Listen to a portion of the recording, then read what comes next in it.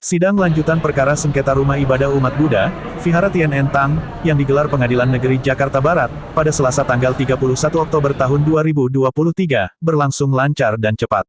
Usai Jaksa Penuntut Umum atau JPU membacakan tanggapan menolak eksepsi terdakwa, sidang ditutup Majelis Hakim PN Jakarta Barat dan akan dilanjutkan pekan depan. Kuasa hukum Yayasan Meta Karunia Maitreya, Diantori SH didampingi pengurus Vihara Tien Entang, di luar ruang sidang kepada sejumlah media mengaku senang dengan tanggapan JPU yang menolak eksepsi terdakwa. Hal senada dilontarkan pengurus Vihara bernama Michelle. Berikut rekaman pernyataan mereka. Terima kasih juga untuk semua rekan-rekan yang hadir dan mendukung Vihara Meta Karunia Maitreya yang ada di Green Garden. Hari ini adalah sidang jawaban dari eksepsi yang dijawab oleh Jaksa Penuntut Umum. Saya lihat ini adalah berkah buat kita semua, kebaikan buat kita semua, karena Jaksa Penuntut Umum secara penelusuran dari alat bukti dan juga keterangan saksi akhirnya menolak eksepsi yang diajukan oleh kuasa hukum dari terdakwa atas nama Lili.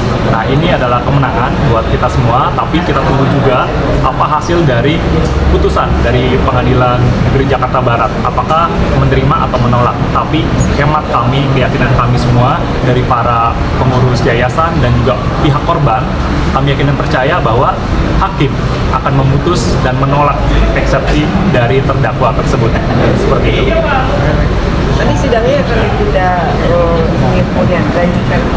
Ya, baik. Untuk sidang akan dilanjutkan di tanggal 7 di pekan depan. Nah, kami harap semua dari elemen masyarakat juga yang mendukung perjuangan dari Vihara juga bisa bahu-membahu mendukung untuk putusan hakim dan juga mendukung juga Jaksa Penuntut Umum yang dalam hal ini mewakili kami semua dan mewakili kita semua dari pengurus Vihara dan juga dari umat yang saat ini juga merasa cukup kecewa atas tindakan-tindakan yang dilakukan oleh oknum yang merupakan seorang terdakwa atau orang-orang suruhan terdakwa yang saat ini ada laporan baru juga yang kita buat yang saat ini sudah diproses di Polres Jakarta Barat.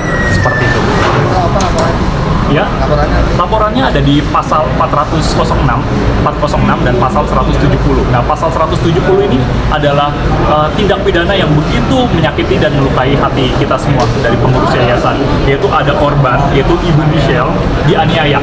Dan proses itu sudah kita laporkan di kepolisian dan sidangnya pun dalam waktu dekat saya harap juga akan berjalan seperti itu. Kita akan minta keadilan, karena keadilan ini masih hidup di Republik ini, Bapak Ibu semua. Jadi menurut ini sidangnya ini agak cukup cepat ya? Iya.